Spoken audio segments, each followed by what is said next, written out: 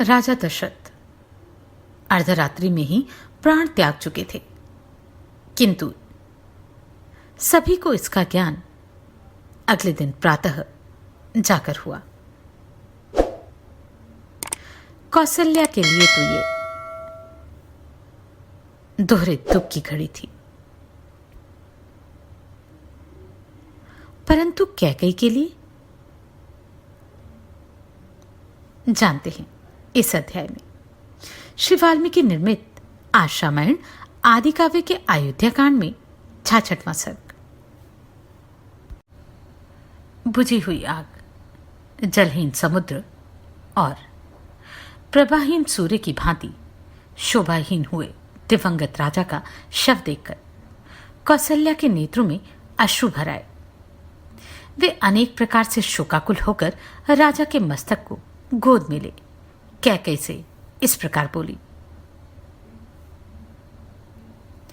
दुराचारिणी क्रूर कैकेयी, ले तेरी कामना सफल हुई।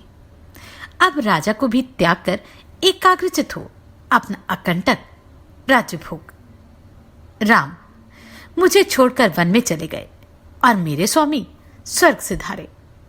अब मैं दुर्गम मार्ग में साथियों से बिछुड़कर असहाय हुई अबला की भांति जीवित नहीं रह सकती।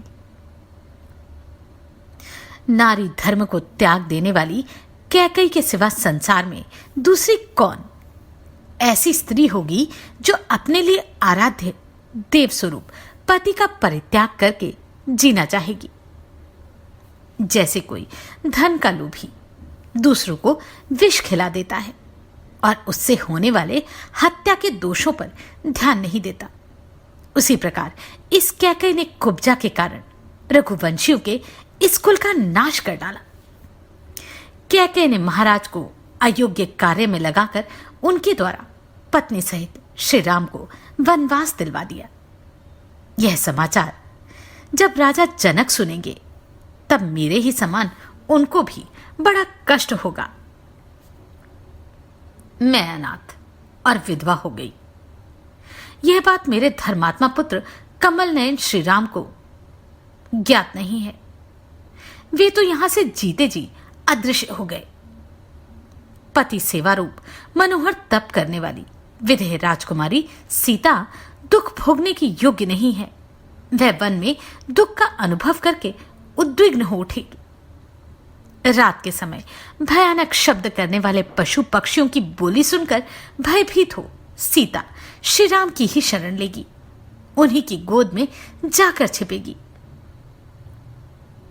जो बूढ़े हो गए हैं, कन्याएं मात्र ही जिनकी संतति हैं, वे राजा जनक भी सीता की ही बारंबार चिंता करते हुए शोक में डूबकर अवश्य ही अपने प्राणों का परित्याग कर देंगे। मैं भी आज ही मृत्यु का वरण करूंगी। एक पतिव्रता की भांति पति के शरीर का आलिंगन करके चिता की अग्नि में प्रवेश कर जाऊंगी। पति के शरीर को हृदय से लगाकर अत्यंत दुख से आर्त हो करुण विलाप करती हुई तपस्विनी कौशल्या को राजकाज देखने वाले मंत्रियों ने दूसरी स्त्रियों द्वारा वहां से हटवा दिया। फिर उन्होंने महाराज के शरीर को तेल से भरे हुए कड़ाह में रखकर वशिष्ठ आदि की आज्ञा के अनुसार शव की रक्षा आदि अन्य सब राजकीय कार्यों को संभाल आरंभ कर दी।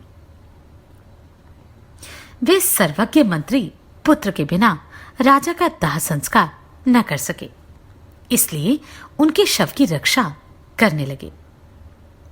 जब मंत्रियों ने राजा के शव को तेल के कड़ाहे में सुलाया, तब यह जानकर सारी रानियां हाय ये महाराज परलोकवासी हो गए ऐसा कहती हुई पुनः विलाप करने लगी। उनके मुख पर नेत्रों से आंसुओं के झरने झर रहे थे। वे अपनी भुजाओं को ऊपर उठाकर दीन भाव से रोने और शोक संतप्त हो दयनीय विलाप करने लगी। वे बोली, हाँ महाराज, हम सत्य प्रतीक एवं सदा प्रिय बोलने वाले अपने पुत्र श्री राम से तो बिछुड़ ही गई थी। अब आप भी क्यों हमारा परित्याग कर रहे हैं?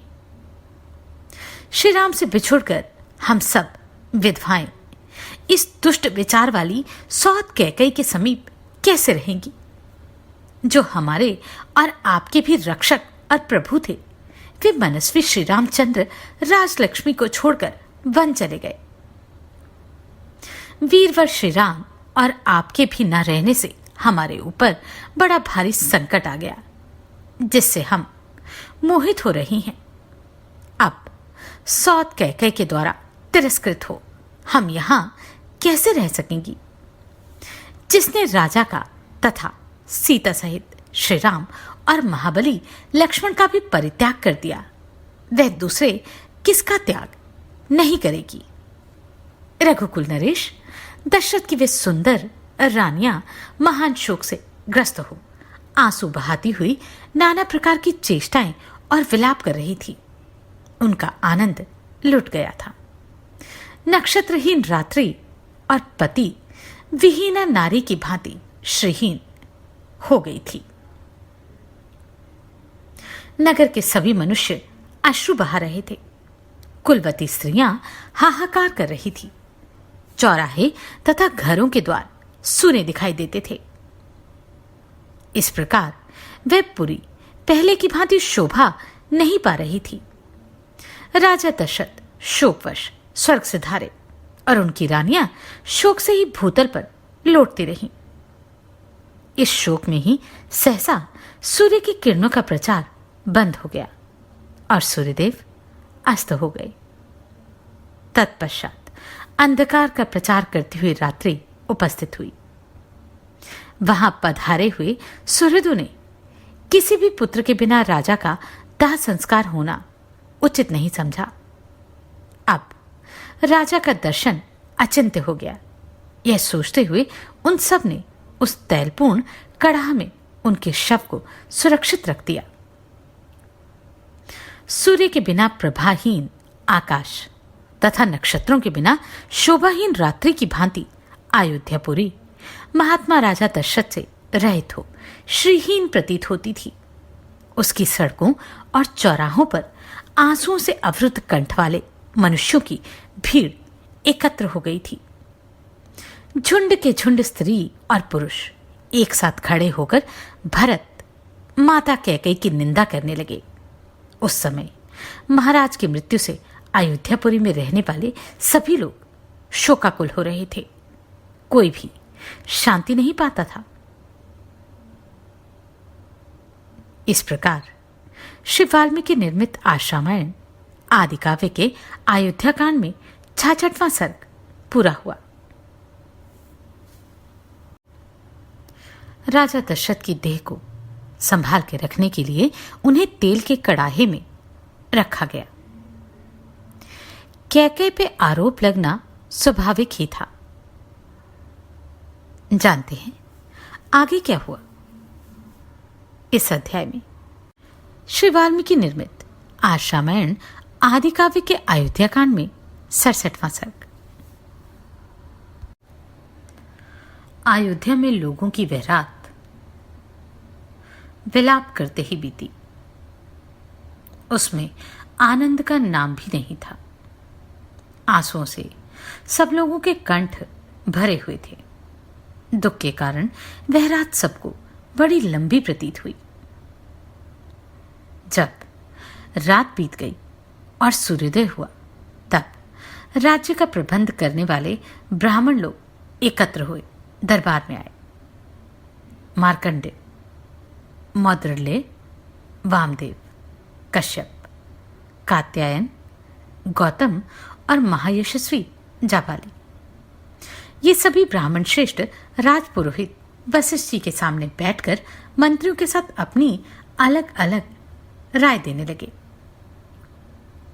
वे बोले, पुत्र शोक से इन महाराज के स्वर्गवासी होने के कारण यह रात बड़े दुख से बीती है, जो हमारे लिए 100 वर्षों के समान प्रतीत हुई थी। महाराज दशरथ स्वर्ग से धारे, श्री रामचंद्र जी वन में रहने लगे और तेजस्वी लक्ष्मण भी श्री राम के साथ ही चले गए हैं। शत्रु को संताप देने वाले दोनों भाई भरत और शत्रुघ्न कैकई देश के रमणीय राजगृह में नाना के घर में निवास करते हैं। इक्ष्वाकु वंशी राजकुमारों में से किसी को आज ही यहाँ का राजा बनाया जाए, क्योंकि राजा के बिना हमारे इस राज्य का नाश हो जाएगा। जहां कोई राजा नहीं होता, ऐसे जनपद में विद्युन्मालाओं से अलंकृत महान गर्जन करने वाले मेघ पृथ्वी पर दिव्य जल की वर्षा नहीं करता। जिस जनपद में कोई राजा नहीं, वहां के खेतों में मुट्ठी के मुट्ठी बीज नहीं बिखेरे जाते। राजा से रहित देश में पुत्र, पिता और स्त्री पति के वश में नहीं रहते। राजहीन देश में धन अपना नहीं होता। बिना राजा के राज्य में पत्नी भी अपनी नहीं रह जाती। राजा रहित देश में यह महान भय बना रहता है। फिर दूसरा कोई सत्य कैसे रह सकता है? बिना राजा के राज्य में मनुष्य कोई पंचायत भवन नहीं बनवाते, रमणीय उद्यान का भी निर्माण नहीं करवाते तथा हर्ष और उत्साह के साथ पुण्यग्रह अर्थात धर्मशाला, मंदिर आदि भी नहीं बनवाते हैं। जहां कोई राजा नहीं, उस जनपद में स्वभावतः यज्ञ करने वाले द्विज और कठोर व्रतों का पालन करने वाले जितेंद्रिय ब्राह्मण उन बड़े बड़े यज्ञों का अनुष्ठान नहीं करते, जिनमें सभी ऋत्विज और सभी यजमान होते हैं। राजा रहित जनपद में कदाचित महायज्ञों का आरंभ हो भी तो उनमें धन संपन्न ब्राह्मण भी ऋत्विजों को पर्याप्त दक्षिणा नहीं देते। उन्हें भय रहता है कि लोग हमें धनी समझकर लूट ना लें। अराजक देश में राष्ट्र की उन्नतिशील बनाने वाले उत्सव, जिनमें नट और नर्तक हर्ष में भरकर अपनी कला का प्रदर्शन करते हैं, बढ़ने नहीं पाते तथा दूसरे दूसरे राष्ट्र हितकारी संघ भी नहीं पनपने पाते हैं। बिना राजा के राज्य में वादी और प्रतिवादी के विवाद का संतोषजनक निपटारा नहीं हो पाता अथवा व्यापारियों को लाभ नहीं होता। कथा सुनने की इच्छा वाले लोग कथावाचक पौराणिकों की कथाओं से प्रसन्न नहीं होते। राजा रहित जनपद में सोने के आभूषणों से विभूषित हुई कुमारियां एक साथ मिलकर संध्या के समय उद्यान में क्रीड़ा करने के लिए नहीं जाती। बिना राजा के राज्य में धनी लोग सुरक्षित नहीं रहते तथा कृषि और गौरक्षा से जीवन निर्वाह करने वाले वैश्य भी द्वार खोलकर नहीं सो पाते हैं। राजा से रहित जनपद में कामी मनुष्य नारियों के साथ शीघ्रगामी वाहनों द्वारा वन विहार के लिए नहीं निकलते हैं। जहां कोई राजा नहीं होता, उस जनपद में 60 वर्ष के दंतार हाथी घंटे बांधकर सड़कों पर नहीं घूमते।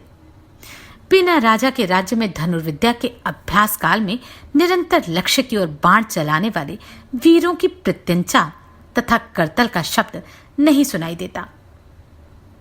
राजा से रहित जनपद में दूर जाकर व्यापार करने वाले वणिक बेचने की बहुत सी वस्तुएं साथ लेकर कुशल पूर्वक मार्ग तय नहीं कर सकते।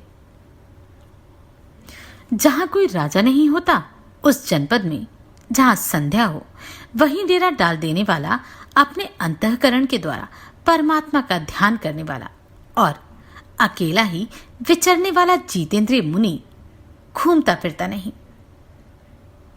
अराजक देश में लोगों को अप्राप्त वस्तु की प्राप्ति और प्राप्त वस्तु की रक्षा नहीं हो पाती। राजा के न रहने पर सेना भी युद्ध में शत्रु का सामना नहीं करती। बिना राजा के राज्य में लोग वस्त्र आभूषणों से विभूषित हो, हृष्ट पृष्ठ उत्तम घोड़ों तथा रथों द्वारा सहसा यात्रा नहीं करते। राजा से रहित राज्य में शास्त्रों के विशिष्ट विद्वान मनुष्य वनों और उपवनों में शास्त्रों की व्याख्या करते हुए नहीं ठहर पाते। जहां अराजकता फैल जाती है, उस जनपद में मन को वश में रखने वाले लोग देवताओं की पूजा के लिए फूल, मिठाई और दक्षिणा की व्यवस्था नहीं करते हैं। जिस जनपद में कोई राजा नहीं होता, वहां चंदन और अगरू का लेप लगाए हुए राजकुमार वसंत ऋतु के खिले हुए वृक्षों की भांति शोभा नहीं पाते।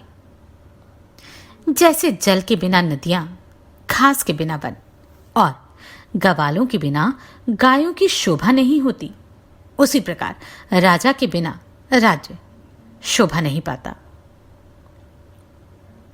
जैसे ध्वज रथ का ज्ञान कराता है और धूम अग्नि का बोधक होता है, उसी प्रकार राजकाज देखने वाले हम लोगों के अधिकार को प्रकाशित करने वाले जो महाराज थे, वे यहां से देवलोक को चले गए हैं।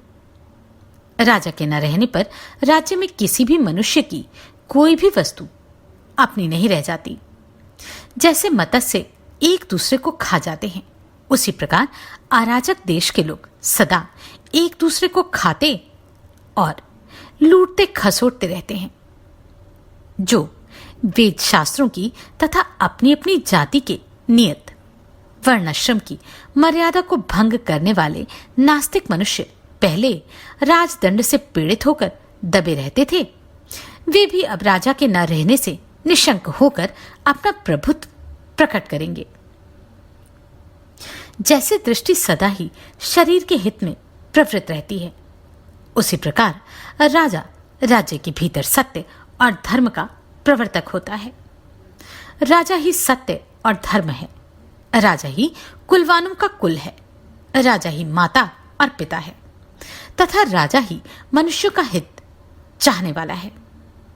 राजा अपने महान चरित्र के द्वारा यम, कुबेर, इंद्र और महाबली वरुण से भी बढ़ जाते हैं।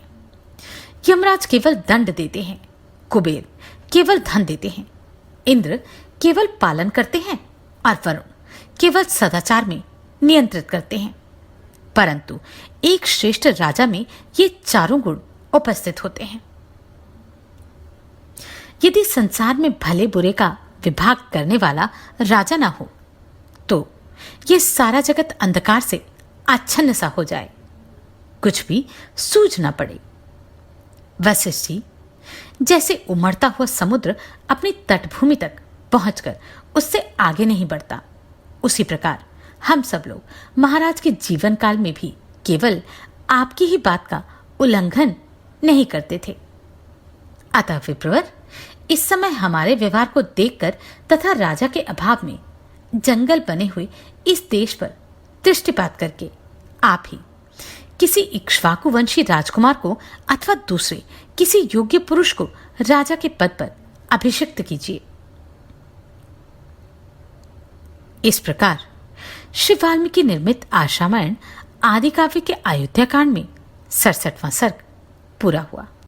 दशरथ स्वर्ग सिधार चुके थे और सभी एक योग्य राजकुमार को राजा के पद पर अभिषिक्त करने का प्रयास कर रहे थे। जानते हैं आगे क्या हुआ। श्री वाल्मीकि निर्मित आशारामायण आदि काव्य के अयोध्या कांड में 68वां सर्ग।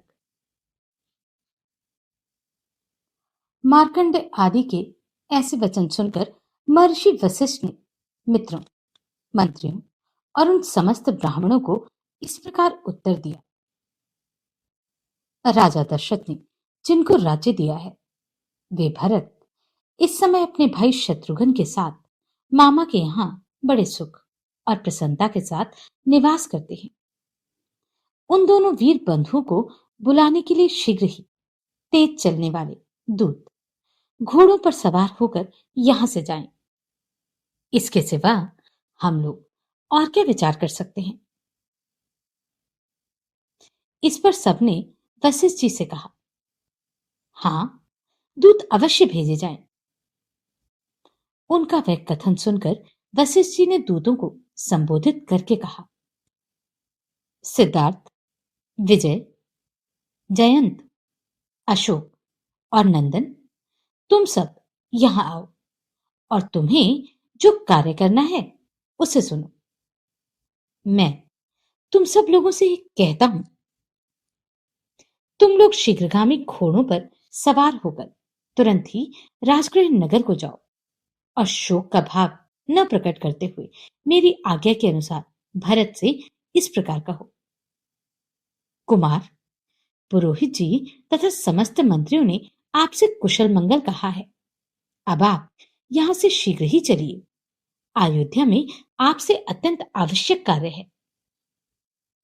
भरत को श्री राम के वनवास और पिता की मृत्यु का हाल मत बतलाना। इन परिस्थितियों के कारण रघुवंशियों के यहाँ जो कोहराम मचा हुआ है, इसकी चर्चा भी न करना। कैकयराज तथा भरत को भेंट देने के लिए रेशमी वस्त्र और उत्तम आभूषण लेकर तुम लोग यहाँ से शीघ्र चल दो। कैकय देश को जाने वाले वे दूत रास्ते का खर्च ले अच्छे घोड़ों पर सवार हो अपने अपने घर को गए।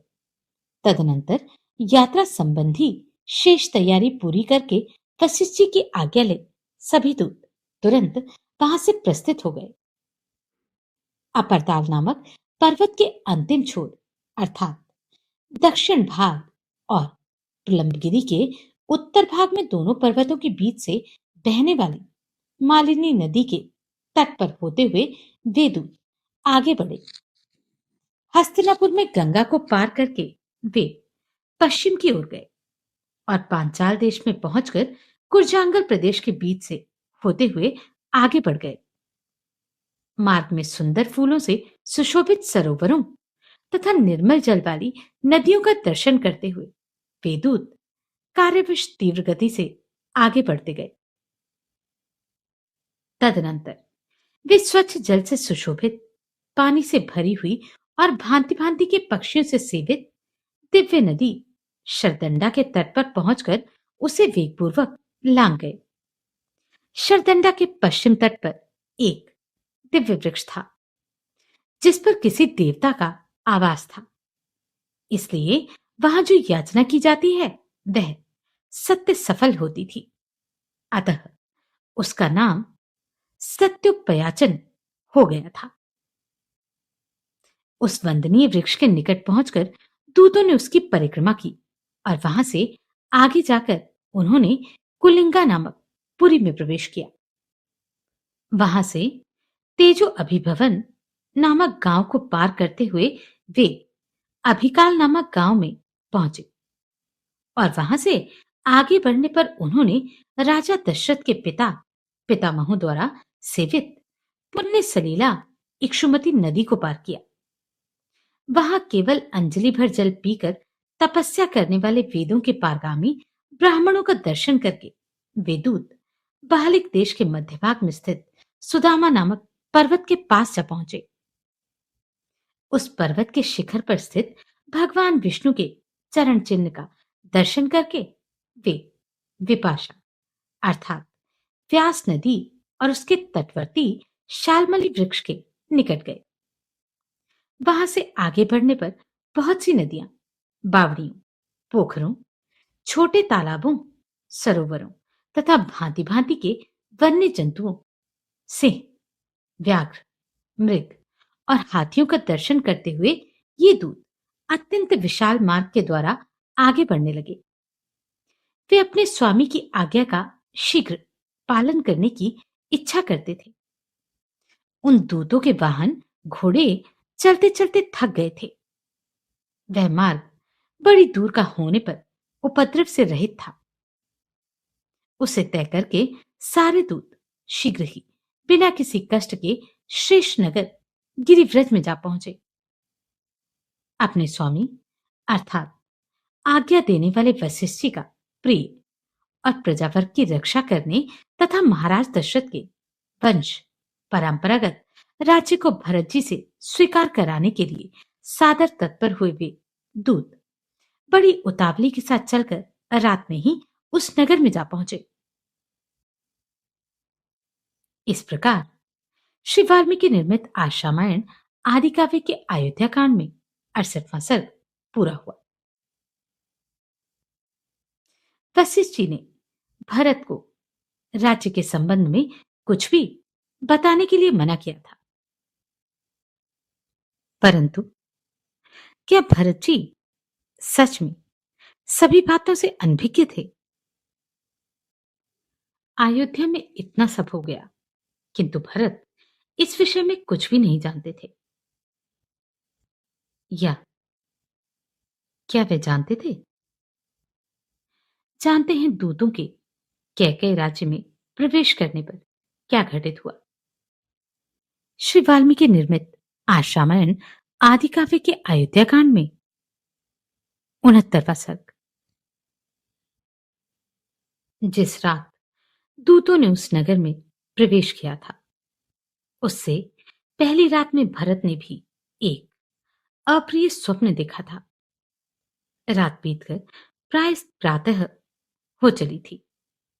तभी उस अप्रिय स्वप्न को देखकर राजाधिराज दशरथ के पुत्र भरत मन ही मन बहुत संतप्त हुए। उन्हें चिंतित जान उनके अनेक प्रियवादी मित्रों ने उनका मानसिक कलेश दूर करने की इच्छा से एक गोष्ठी की और उसमें अनेक प्रकार की बातें करने लगे। कुछ लोग वीणा आदि बजाने लगे, दूसरे लोग उनके खेत की शांति के लिए नृत्य करने लगे।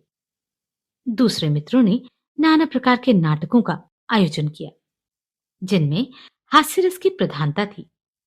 किंतु रघुकुल भूषण महात्मा भरत उन प्रियवादी मित्रों की गोष्ठी में हास्य विनोद करने पर भी प्रसन्न नहीं हुए।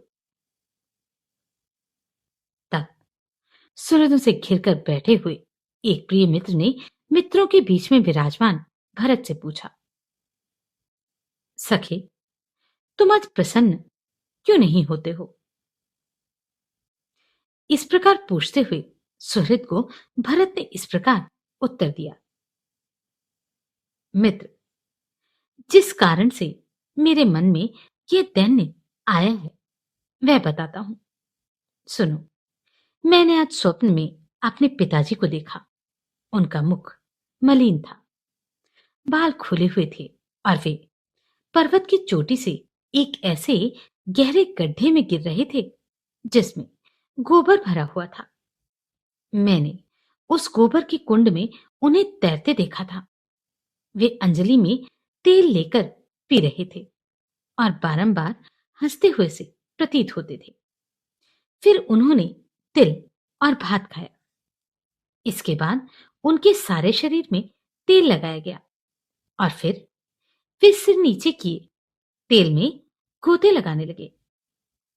स्वप्न में ही मैंने यह भी देखा कि समुद्र सूख गया, चंद्रमा पृथ्वी पर गिर पड़े हैं, सारी पृथ्वी उपद्रव से ग्रस्त और अंधकार से आच्छादित सी हो गई। महाराज की सवारी के काम में आने वाले हाथी का दांत टूट टूट के बिखर गया और पहले से प्रज्वलित होती हुई अग्नि सहसा बुझ गई है। मैंने यह भी देखा कि पृथ्वी फट गई है, नाना प्रकार के वृक्ष सूख गए हैं तथा पर्वत ढह गए हैं और उनसे धुआं निकल रहा है। काले लोहे की चौकी पर महाराज दशरथ बैठे हैं। उन्होंने काला ही वस्त्र पहन रखा है और काले एवं पिंगल वर्ण की स्त्रियां उनके ऊपर प्रहार करती हैं। धर्मात्मा राजा दशरथ लाल रंग के फूलों की माला पहने और लाल चंदन लगाए गधे जुते हुए रथ पर बैठकर बड़ी तेजी के साथ दक्षिण दिशा की ओर गए हैं। लाल वस्त्र धारण करने वाली एक स्त्री, जो विकराल मुख वाली राक्षसी प्रतीत होती थी, महाराज को हंसती हुई सी खींचकर लिए जा रही है। यह दृश्य भी मेरे देखने में आया। इस प्रकार इस भयंकर रात्रि के समय मैंने ये स्वप्न देखा है। इसका फल यह होगा कि मैं, श्री राम, राजा दशरथ अथवा लक्ष्मण, इनमें से किसी एक की अवश्य मृत्यु होगी। जो मनुष्य स्वप्न में गधे छूते हुए रथ से यात्रा करता दिखाई देता है, उसकी चिता का धुआं शीघ्र ही देखने में आता है। यही कारण है कि मैं दुखी हो रहा हूं और आप लोगों की बातों का आदर नहीं करता। मेरा गला सूखा सा जा रहा है और मन अस्वस्थ हो चला है। मैं कोई भय के कारण नहीं देखता, तो भी भय के प्राप्त होता हूं। मेरा स्वर बदल गया है। तथा मेरी कांति भी फीकी पड़ गई है। मैं अपने आप से घृणा सी करता हूं, परंतु इसका कारण क्या है, यह मेरी समझ में नहीं आता। जिनके विषय में मैंने पहले कभी सोचा तक नहीं था, ऐसे अनेक प्रकार के दुस्वप्नों को देखकर तथा महाराज का दर्शन इस रूप में क्यों हुआ, जिसकी मेरे मन में कोई कल्पना नहीं थी, यह सोचकर मेरे हृदय से महान भय दूर नहीं हो रहा। इस प्रकार श्री वाल्मीकि निर्मित आशामयण आदि काव्य के अयोध्या कांड में 69वां सर्ग पूरा हुआ। तो सच कहते हैं कि मन से मन को टोह होती है। भरत को कुछ भी ज्ञात नहीं था, परंतु उन्हें ऐसा लग रहा था कि कहीं कुछ गलत घटने वाला है। भरत को स्वप्न के द्वारा यह बतला दिया गया था कि दशरथ अब इस संसार में नहीं रहे, किंतु यह बात अभी तक दूतों द्वारा बताई नहीं गई थी। जानते हैं आगे क्या हुआ। श्री वाल्मीकि निर्मित आशामयण आदि काव्य के अयोध्या कांड में 70वां सर्ग। इस प्रकार भरत जब अपने मित्रों को स्वप्न का वृतांत बता रहे थे, उसी समय थके हुए वाहनों वाले वे दूत उस रमणीय राजगृह पर प्रविष्ट हुए, जिसकी खाई को लांघने का कष्ट शत्रु के लिए असह्य था। नगर में आकर वे दूत कैकेयी देश के राजा और राजकुमार से मिले तथा उन दोनों ने भी उनका सत्कार किया। फिर वे भावी राजा भरत के चरणों का स्पर्श करके उनसे इस प्रकार बोले, कुमार, पुरोहित जी तथा समस्त मंत्रियों ने आपसे कुशल मंगल कहा है। अब आप यहां से शीघ्र चलिए, अयोध्या में आपसे अत्यंत आवश्यक कार्य है। विशाल नेत्रों वाले राजकुमार, ये बहुमूल्य वस्त्र और आभूषण आप स्वयं भी ग्रहण कीजिए और अपने मामा जी को भी दे दीजिए। राजकुमार, यहां जो बहुमूल्य सामग्री लाई गई है, इसमें 20 करोड़ की लागत का सामान आपके नाना कैकेयी नरेश के लिए है और पूरे 10 करोड़ की लागत का सामान आपके मामा के लिए है। ये सारी वस्तुएं लेकर मामा आदि सुहृदों में अनुराग रखने वाले भरत ने उन्हें भेंट कर दी। तत्पश्चात इच्छानुसार वस्तुएं देकर दूतों का सत्कार करने के अनंतर उनसे इस प्रकार कहा, मेरे पिता महाराज दशरथ सकुशल तो है ना? महात्मा श्री राम और लक्ष्मण निरोग तो है ना? धर्म को जानने और धर्म की ही चर्चा करने वाली बुद्धिमान श्री राम की माता धर्मपरायणा आर्या कौशल्या को तो कोई रोग या कष्ट नहीं है? क्या वीर लक्ष्मण और शत्रुघ्न की जननी मेरी मझली माता धर्मज्ञा सुमित्रा स्वस्थ और सुखी हैं, जो सदा अपना ही स्वार्थ सिद्ध करना चाहती और अपने को बड़ी बुद्धिमती समझती हैं? उस उग्र स्वभाव वाली कोपशीला मेरी माता कैकेयी को तो कोई कष्ट नहीं है। उसने क्या कहा है? महात्मा भरत ने इस प्रकार पूछने पर उस समय दूतों ने विनयपूर्वक उनसे यह बात कही, पुरुष सिंह, आपको जिनका कुशल मंगल अभिप्रेत है, वे सकुशल हैं। हाथ में कमल लिए रहने वाली लक्ष्मी शोभा आपका वरण कर रही हैं। अब यात्रा के लिए शीघ्र ही आपका रथ जुतकर तैयार हो जाना चाहिए। उन दूतों के ऐसा कहने पर भरत ने उनसे कहा, अच्छा, मैं महाराज से पूछता हूं कि दूत मुझसे शीघ्र अयोध्या चलने के लिए कह रहे हैं, आपकी क्या आज्ञा है? दूतों से ऐसा कहकर राजकुमार भरत उनसे प्रेरित हो नाना के पास जाकर बोले, राजन, मैं दूतों के कहने से इस समय पिताजी के पास जा रहा हूं। पुनः जब आप मुझे याद करेंगे, यहां आ जाऊंगा। भरत के ऐसा कहने पर नाना कैकेय नरेश ने उस समय उन रघुकुल भूषण भरत का मस्तक सूंघकर यह शुभ वचन कहा। तात, जाओ, मैं तुम्हें आज्ञा देता हूं। तुम्हें पाकर कैकेयी उत्तम संतान वाली हो गई। शत्रु को संताप देने वाले वीर, तुम अपनी माता और पिता से यहां का कुशल समाचार कहना। तात, अपने पुरोहितों से तथा अन्य जो श्रेष्ठ ब्राह्मण हों उनसे भी मेरा कुशल मंगल कहना। उन महाधनुर्धर दोनों भाई श्री राम और लक्ष्मण से भी यहां का कुशल समाचार सुना देना। ऐसा कहकर कैकेय नरेश ने भरत का सत्कार करके उन्हें बहुत सी उत्तम हाथी, विचित्र काली, मृगचर्म और बहुत सा धन दिया, जो अंतपुर में पाल पोस कर बड़े किए गए थे। बल और पराक्रम में बाघों के समान थे, जिनकी दाढ़ें बड़ी बड़ी और काया विशाल थी। ऐसे बहुत से श्वान भी कैकेय नरेश ने भरत को भेंट में दिए। 2000 सोने की मोहरें और 1600 घोड़े भी दिए। इस प्रकार कैकेय नरेश ने कैकेय कुमार भरत को सत्कार पूर्वक बहुत सा धन दिया।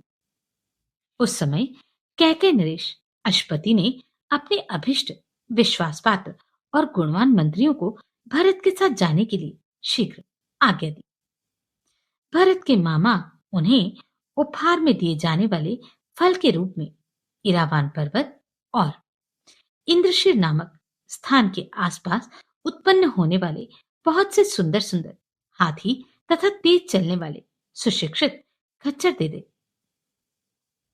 उस समय जाने की जल्दी होने के कारण कैकेय पुत्र भरत ने कैकेयराज के दिए हुए उस धन का अभिनंदन नहीं किया।